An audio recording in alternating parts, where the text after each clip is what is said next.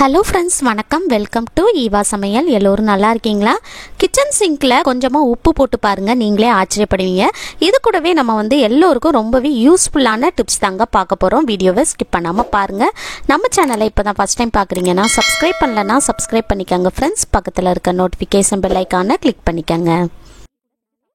இப்போ நம்ம first tip என்னன்னு பார்க்கலாங்க. கிச்சன் சிங்கில் கொஞ்சமாக உப்பு போட்டு பாருங்கள், நீங்களே ஆச்சரியப்படுவீங்க. கிச்சன் சிங்க் க்ளீன் பண்ணதுக்கு அப்புறமா இதில் ஒரு ஸ்பூன் அளவுக்கு உப்பு எடுத்து, தூள் உப்பு தான் எடுத்திருக்கேங்க. இது இந்த மாதிரி நல்லா தூவி விடுங்க.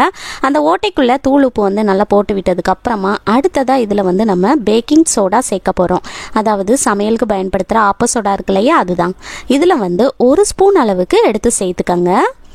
இந்த மாதிரி பேக்கிங் சோடாவை அந்த ஓட்டைக்குள்ளே சேர்த்ததுக்கு அப்புறமா அடுத்ததாக இதில் நம்ம என்ன சேர்க்க போகிறோம்னு பார்த்தீங்கன்னா, வினிகர் இருக்கு இல்லையா, அதுதான் எடுத்திருக்கேங்க. உங்கள் வீட்டில் வினிகர் இல்லை அப்படின்னா வினிகருக்கு பதிலாக என்ன சேர்க்கலான்னு பார்த்தீங்கன்னா, நம்ம வீட்டில் இருக்கக்கூடிய எலுமிச்சப்பழம் இருக்குது பாருங்கள், அது பாதியாக கட் பண்ணிவிட்டு பாதி எலுமிச்சப்பழத்தை மட்டும் அதோட சாரை நல்லா பிழிஞ்சு எடுத்து சேர்த்துக்கோங்க. வினிகர் ஒரு மூடி அளவுக்கு, ஒரு ஸ்பூன் அளவுக்கு சேர்த்திங்கனாலே போதுங்க.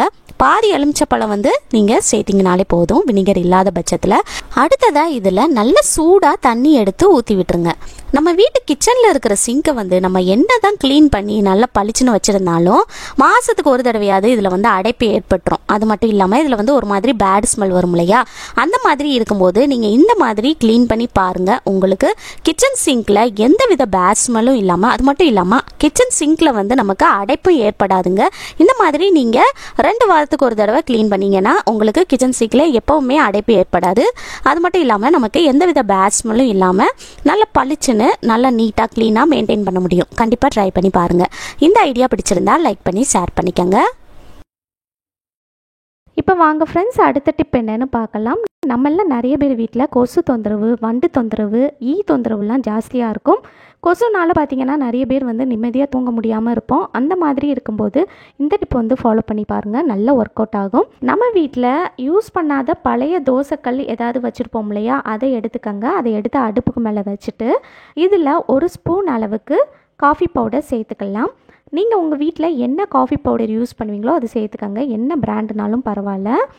சேர்த்துட்டு அடுப்பை ஆன் பண்ணிவிட்டு அடுப்பை நல்லா குறைவான தீயில் வச்சுட்டு ஒரு ஸ்பூனை வச்சு இந்த மாதிரி மிக்ஸ் பண்ணி விட்டுட்டே இருங்க. அடுப்பை கண்டிப்பாக குறைவான தீயில் தான் வைக்கணும். இப்போது அது சூடாகிற டைமில் நான் சைடில் ஒரு இடிக்கல் வச்சுட்டு அதில் 2 கிராம்பு சேர்த்து இந்த மாதிரி நல்லா தட்டி எடுத்துக்க போகிறேன். இது போல் நல்லா தட்டி எடுத்துக்கங்க. இப்போ இதை தனியாக வச்சுருங்க. இந்த மாதிரி அப்பப்போ ஸ்பூனை வச்சு நல்லா மிக்ஸ் பண்ணி விட்டுட்டே இருங்க. நம்ம சேர்த்துருக்கிற காஃபி பவுடர் பார்த்திங்கன்னா நல்ல டார்க் கலரில் வர ஆரம்பிக்கும். இதிலிருந்து நல்ல ஒரு வாசனை வரும். அது வரைக்கும் நம்ம இதை நல்லா மிக்ஸ் பண்ணிக்கலாம். இப்போ பாருங்கள், இந்த காஃபி பவுடர் எல்லாமே ஒன்றோடு ஒன்று நல்லா சேர்ந்து இந்த மாதிரி வந்திருக்கு. 2 நிமிஷத்துலேயே பார்த்தீங்கன்னா இந்த மாதிரி காஃபி பவுடர் நல்லா டார்க் கலரில் ஒன்றோடு ஒன்று நல்லா சேர்ந்து இந்த மாதிரி வரும்.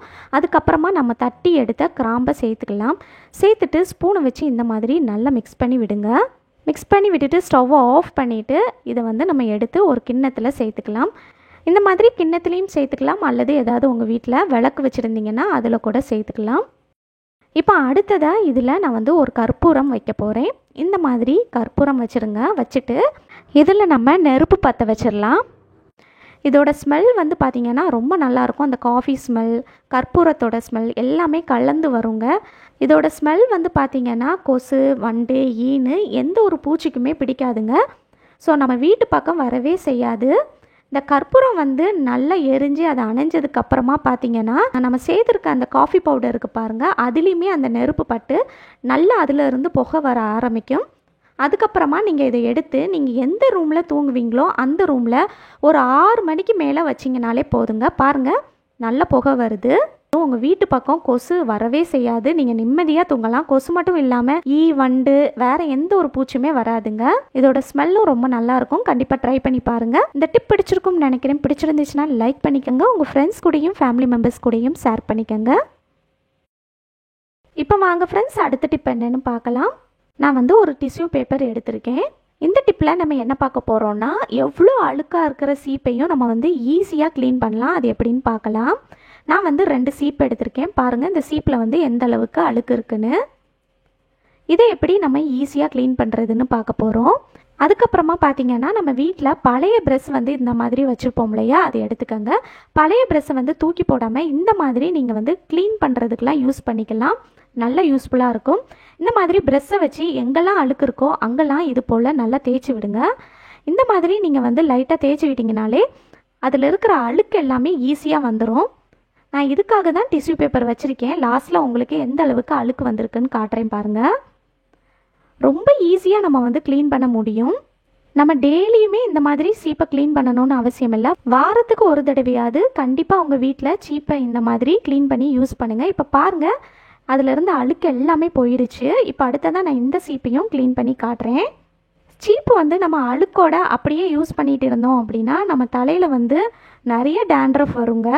பாருங்கள், நான் வந்து இப்போது நல்லா க்ளீன் பண்ணிட்டேன். எந்த அளவுக்கு நல்லா பளிச்சுன்னு ஆயிடுச்சுன்னு பாருங்கள். அழுக்கான சீப்பை நம்ம அப்படியே யூஸ் பண்ணும்போது பார்த்திங்கன்னா நமக்கு பொடுகு இல்லைனாலும் பொடுகு வந்து அதிகமாக வர ஆரம்பிக்கும். பொடுகு அதிகமாக வந்தாலே நமக்கு ஆட்டோமேட்டிக்காக ஹேர் வந்து நிறைய லாஸ் ஆகும், முடி அதிகமாக கொட்டும். அதை தவிர்க்கிறதுக்கு ஒரு வாரத்துக்கு ஒரு தடவையாவது இந்த மாதிரி சீப்பை வந்து க்ளீன் பண்ணி எடுத்துக்கோங்க. பாருங்கள், இந்த டிஷ்யூ பேப்பரில் எவ்வளோ அழுக்கு வந்திருக்குன்னு. இப்போ இந்த டிஷ்யூ பேப்பரை மடக்கி அப்படியே குப்பையில் போட்டுடலாம். இப்போ அடுத்த ஸ்டெப் என்னன்னு பார்க்கலாம். ஒரு தடவை நீங்கள் ப்ரெஷ்ஷை வச்சு அந்த அழுக்கு எல்லாத்தையுமே ரிமூவ் பண்ணதுக்கப்புறமா ஷாம்பு போட்டு க்ளீன் பண்ண போகிறோம். நான் வந்து பேண்டின் ஷாம்பு எடுத்திருக்கேன். இந்த ஷாம்பு தான் யூஸ் பண்ணணும்னு இல்லை. நீங்கள் உங்கள் வீட்டில் என்ன ஷாம்பு யூஸ் பண்ணுவீங்களோ எது வேணாலும் எடுத்துக்கலாம். இந்த மாதிரி நீங்கள் கொஞ்சமாக சேர்த்திங்கனாலே போதும், அதிகமாக சேர்க்கணும்னு கூட அவசியம் இல்லை. சேர்த்துட்டு இந்த மாதிரி ப்ரெஷ்ஷை லைட்டாக தண்ணியில் நனைச்சிட்டு இது போல் நல்லா தேய்ச்சி விடுங்க. நம்ம ஏற்கனவே இதில் இருக்கிற அழுக்கு எல்லாத்தையுமே எடுத்துட்டோம். இருந்தாலும் பார்த்தீங்கன்னா வேறு ஏதாவது கொஞ்சம் அழுக்கு இருந்தாலும் இந்த மாதிரி நீங்கள் க்ளீன் பண்ணும்போது அந்த அழுக்குமே ஈஸியாக ரிமூவ் ஆகிடும். இந்த மாதிரி எல்லா பக்கமும் நல்லா தேய்ச்சி விடுங்க. இப்போ இந்த சீப்பை நம்ம தண்ணியில் கழுவி எடுத்துக்கலாம். கழுவி எடுத்துகிட்டு எப்படி இருக்குன்னு காட்டுறேன் பாருங்கள். இப்போ பாருங்கள் எந்த அளவுக்கு நல்லா பளிச்சுன்னு ஆயிடுச்சுன்னு. இப்போ சுத்தமாக அழுக்கே இல்லை பாருங்கள். நல்லா பளிச்சுன்னு நீங்கள் கடையில் வாங்கிட்டு வர்ற புது சீப்பு மாதிரி ஆகிடும். வாரத்துக்கு ஒரு தடவை கண்டிப்பாக நீங்கள் உங்கள் வீட்டில் இந்த மாதிரி சீப்பை வந்து க்ளீன் பண்ணி யூஸ் பண்ணுங்கள். இந்த மாதிரி க்ளீன் பண்ணதுக்கப்புறமா உங்கள் வீட்டில் நீங்கள் ஃபேன் காற்றுல நல்லா காய வச்சுட்டு நல்லா காஞ்சதுக்கப்புறமா நீங்கள் எடுத்து யூஸ் பண்ணிக்கலாம். இந்த டிப் பிடிச்சிருந்துச்சுன்னா லைக் பண்ணிக்கோங்க. உங்கள் ஃப்ரெண்ட்ஸ் கூடயும் ஃபேமிலி மெம்பர்ஸ் கூடயும் ஷேர் பண்ணிக்கோங்க. இப்போ வாங்க ஃப்ரெண்ட்ஸ், அடுத்த டிப் என்னன்னு பார்க்கலாம். இந்த டிப்பில் நம்ம கேரட்டில் எப்படி ஈஸியாக தோல் சீவுறது தான் பார்க்க போகிறோம். பொதுவாக நம்ம வந்து கேரட்டில் கத்தி யூஸ் பண்ணி தோல் சீவுவோம் இல்லையா, அல்லது நம்ம வந்து பீலர் யூஸ் பண்ணி தோல் சீவுவோம். இந்த மாதிரி நம்ம சீவுறப்ப பார்த்தீங்கன்னா அந்த தோலோடு சேர்த்து நிறைய வேஸ்ட்டாக போயிடும் இல்லையா. அதை அவாய்ட் பண்ணுறதுக்கு நம்ம வீட்டில் இருக்கிற இந்த ஸ்டீல் வடிகட்டி இருக்குது பாருங்கள். அந்த ஸ்டீல் வடிகட்டியில் சைடில் வந்து பார்த்தீங்கன்னா கொஞ்சம் ஷார்ப்பாக இருக்கும் இல்லையா, அதை வச்சு நம்ம வந்து கேரட்டில் ஈஸியாக தோல் சீவிடலாங்க. நம்ம பீலர் யூஸ் பண்ணி தோல் சீவும் போது அந்த தோலோடு சேர்ந்து நிறையாவே வேஸ்ட்டாக போகும். நீங்கள் இந்த மாதிரி செய்கிறப்ப நம்ம ஈஸியாக கேரட்டில் இருக்கிற தோலை மட்டுமே ரிமூவ் பண்ண முடியும். நம்ம பீலர் யூஸ் பண்ணி தோல் சீவும் போது பார்த்தீங்கன்னா அது வந்து ரொம்ப ஷார்ப்பாக இருக்கிறதுனால அவசரமாக தோல் சீவும் போது சில நேரங்களில் வந்து கையில் வந்து கட்டாயிரும் இல்லையா. நீங்கள் இந்த மாதிரி ஸ்டீல் வடிகட்டி வச்சு சீவி பாருங்கள், ரொம்பவே ஈஸியாக நம்மளால் சீவ முடியும். எவ்வளோ கேரட் இருந்தாலும் நம்மளால் அசால்ட்டாக இதோட தோலை வந்து நீக்க முடியும். பாருங்கள், தோல் மட்டுமே வந்திருக்கு. கண்டிப்பாக இந்த ஐடியா வந்து ட்ரை பண்ணி பாருங்கள், ரொம்பவே யூஸ்ஃபுல்லாக இருக்கும். பிடிச்சிருந்துச்சுன்னா லைக் பண்ணிக்கோங்க. உங்கள் ஃப்ரெண்ட்ஸ் கூடயும் ஃபேமிலி மெம்பர்ஸ் கூடயும் ஷேர் பண்ணிக்கோங்க. இப்போ வாங்க ஃப்ரெண்ட்ஸ், அடுத்த டிப் என்னன்னு பார்க்கலாம். இந்த டிப்பில் நம்ம பூண்டு தோலை வந்து எப்படி ஈஸியாக நீக்கிறதுன்னு பார்க்கலாம். பூண்டை வந்து இந்த மாதிரி நீங்கள் கத்தியை வச்சு பாதியாக கட் பண்ணி எடுத்துக்கோங்க. பாருங்கள், இந்த மாதிரி பாதியாக கட் பண்ணி எடுத்துக்கோங்க. பூண்டை இந்த மாதிரி பாதியாக கட் பண்ணி எடுத்ததுக்கப்புறமா நமக்கு வந்து கத்தி தேவையில்லை. நீங்கள் கையை வச்சு அப்படியே எடுத்தீங்கனாலே நமக்கு தோல் தனியாக வந்துருங்க. பாருங்கள் எவ்வளோ ஈஸியாக நம்மளால் பூண்டு உரிக்க முடியுதுன்னு.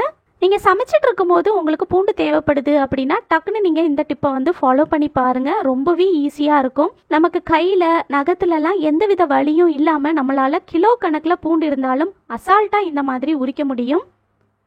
பாருங்கள் எவ்வளோ ஈஸியாக நம்ம வந்து அந்த பூண்டு தோலை வந்து ரிமூவ் பண்ணி எடுத்துட்டோன்னு. இந்த ஐடியா உங்களுக்கு ரொம்பவே யூஸ்ஃபுல்லாக இருந்திருக்கும்னு நினைக்கிறேன். பிடிச்சிருந்துச்சுன்னா லைக் பண்ணிக்கோங்க. உங்கள் ஃப்ரெண்ட்ஸ் கூடயும் ஃபேமிலி மெம்பர்ஸ் கூடயும் ஷேர் பண்ணிக்கோங்க. இப்போ வாங்க ஃப்ரெண்ட்ஸ், அடுத்த டிப் என்னன்னு பார்க்கலாம். நம்ம வீட்டில் இட்லி தோசை மாவெல்லாம் பார்த்தீங்கன்னா வாரத்துக்கு ஒரு தடவை நம்ம வந்து அரைச்சி எடுப்போம். அந்த மாதிரி அரைச்சி எடுக்கும்போது பார்த்தீங்கன்னா அடியில் இருக்கிற மாவு வந்து கொஞ்ச நாள் ஆனதுக்கப்புறமா அது வந்து புளிச்சிடும். அந்த மாதிரி புளிச்சிடுச்சுன்னா நம்ம வந்து தூக்கி குப்பையில் போட்டுருவோம் இல்லையா? இனி அந்த மாதிரி நீங்கள் தூக்கி போடாதீங்க. அதை வச்சு நம்ம சிங்க்கு, அதுக்கப்புறமா பாத்ரூமில் இருக்கிற டைல்ஸு இதெல்லாம் கூட க்ளீன் பண்ணலாம். எவ்வளோ கரையாக இருந்தாலும் நல்ல பளிச்சுன்னு க்ளீன் ஆகிடுங்க. நான் இன்னைக்கு பாத்ரூமில் இருக்கிற சிங்க் தான் க்ளீன் பண்ணி காட்ட போகிறேன். இந்த மாதிரி ஒரு ஸ்க்ரப்பரில் வந்து மாவை வந்து தொட்டு இது போல் எல்லா இடத்துலையும் நல்லா தேய்ச்சி விடுங்க. எவ்வளோ உப்புக்கரை இருந்தாலும் சரி, இந்த மாதிரி நீங்கள் புளிச்ச மாவு வச்சு க்ளீன் பண்ணும்போது நல்லா பளிச்சுன்னு அந்த உப்புக்கரை எல்லாம் நீங்கி புதுசு போல் மாறிடுங்க. எவ்வளோ கரையாக இருந்தாலும் நல்லா பளிச்சுன்னு நம்ம வந்து சுத்தம் பண்ணிடலாம். உங்கள் வீட்டு சிங்கில் வந்து நிறைய உப்புக்கரை இருக்குது அப்படின்னா நீங்கள் இந்த மாதிரி மாவு சேர்த்து அப்ளை பண்ணி விட்டுட்டு ஒரு 10 நிமிஷம் நல்லா ஊற விட்டுருங்க. ஊற விட்டுட்டு அதுக்கப்புறமா நீங்கள் ஸ்க்ரப்பரை வச்சு நல்லா தேய்ச்சி விட்டுட்டிங்கனாலே அந்த கரை எல்லாமே ஈஸியாக போயிடும். இந்த மாதிரி புளிச்ச மாவு வச்சு கிச்சன் சிங்க்கு, பாத்ரூம் டைல்ஸு, பாத்ரூமில் இருக்கிற சிங்க்கு, கிச்சன் ஸ்லாபு எல்லாமே நம்ம வந்து க்ளீன் பண்ணலாம். எவ்வளோ உப்புக்கரை இருந்தாலும் எவ்வளோ கரையாக இருந்தாலும் நல்லா பளிச்சுன்னு சுத்தம் பண்ணி கொடுக்குங்க. இப்போ நான் எல்லா பக்கமும் நல்லா தேய்ச்சி விட்டுட்டேன். அடுத்ததாக நான் வந்து தண்ணி ஊற்றி நல்லா கழுவி விட்டுட்டு எப்படி இருக்குன்னு காட்டுறேன் பாருங்கள். இப்போ பாருங்கள், நான் சுற்றி தண்ணி ஊற்றி கழுவி எடுத்துட்டேன். எந்த அளவுக்கு நல்ல பளிச்சுன்னு புதுசு போல் மாறிடுச்சு பாருங்கள். எவ்வளோ கரையாக இருந்தாலும் நீங்கள் இந்த மாதிரி க்ளீன் பண்ணி பாருங்கள். ஃபஸ்ட் இருந்ததுக்கும் இப்போக்கும் உங்களுக்கு வந்து நல்ல டிஃப்ரென்ஸ் தெரியும்னு நினைக்கிறேன். இனி புளிச்ச மாவை தூக்கி போடாமல் இந்த மாதிரி நீங்கள் க்ளீன் பண்ணுறதுக்கு யூஸ் பண்ணிக்கலாம். ட்ரை பண்ணி பாருங்கள். ஓகே ஃப்ரெண்ட்ஸ், இந்த வீடியோ உங்களுக்கு ரொம்பவே யூஸ்ஃபுல்லாக இருந்திருக்கும்னு நினைக்கிறேன். ஏதாவது ஒரு டிப்ஸாவது உங்களுக்கு ரொம்பவே பயனுள்ளதாக இருந்திருக்கும்னு நினைக்கிறேன். பிடிச்சிருந்துச்சுன்னா லைக் பண்ணிக்கோங்க. உங்கள் ஃப்ரெண்ட்ஸ் கூடயும் ஃபேமிலி மெம்பர்ஸ் கூடயும் ஷேர் பண்ணிக்கோங்க. நம்ம சேனலை இப்போ தான் ஃபஸ்ட் டைம் பார்க்குறீங்கன்னா சப்ஸ்கிரைப் பண்ணலன்னா சப்ஸ்கிரைப் பண்ணிக்கோங்க. பக்கத்தில் இருக்க நோட்டிஃபிகேஷன் பெல் ஐக்கானை கிளிக் பண்ணிக்கோங்க. தேங்க்யூ.